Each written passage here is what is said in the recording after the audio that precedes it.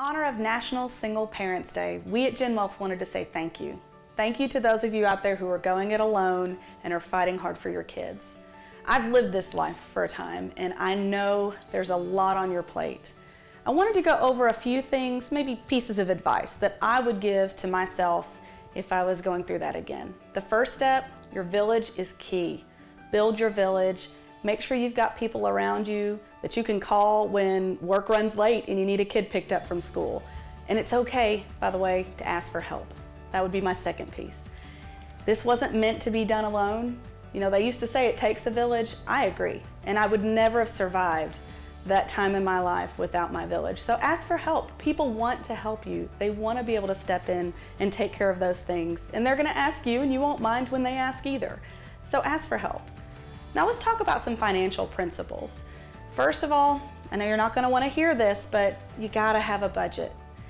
If you're going to make those dollars stretch, you've got to know where they're going. And a budget is simply taking the time to understand where your money's going. It doesn't have to be some crazy difficult process, and I know you probably think I don't have enough dollars to track them, but you do. You probably have more than you think if you really just start looking at it. So take some time and just figure out where your money's going, and then go through and decide if that's where you want it to go or if maybe some changes are needed. And when you're making those changes, get yourself an emergency savings. It's really important, even if it's $10 out of each paycheck, put something back. We all know our cars break down, the washer can break. Something is bound to happen.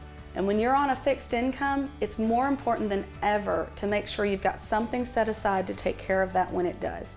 I think Dave Ramsey says, you know, emergencies become inconveniences when you have that savings there. So take time to set yourself up to win.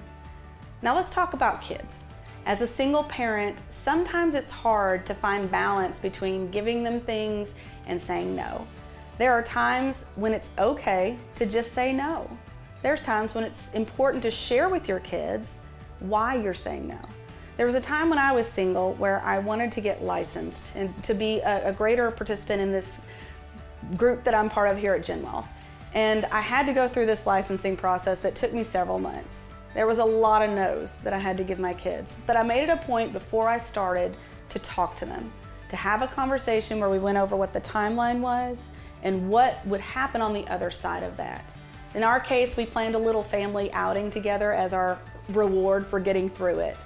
Whatever that is for you, take time to let your kids be participants. You know, did you ever really have those conversations with your parents about the budget? Wouldn't it have been great to have some coaching early in your life so you understood how money works a little better as an adult? Also, it's okay to say yes. When you've got the funds to do it and you want to go do something, go do it. Don't feel bad. And say yes for yourself too. You've got to take care of yourself too. When you get on an airplane, you remember they always say put your mask on first and then your kids. You've got to do that personally too. And then give yourself some slack. You're not perfect, no one else is. All parents are faking it to a degree. We're just doing the best we can with what we have. Love them well, and the rest will work itself out.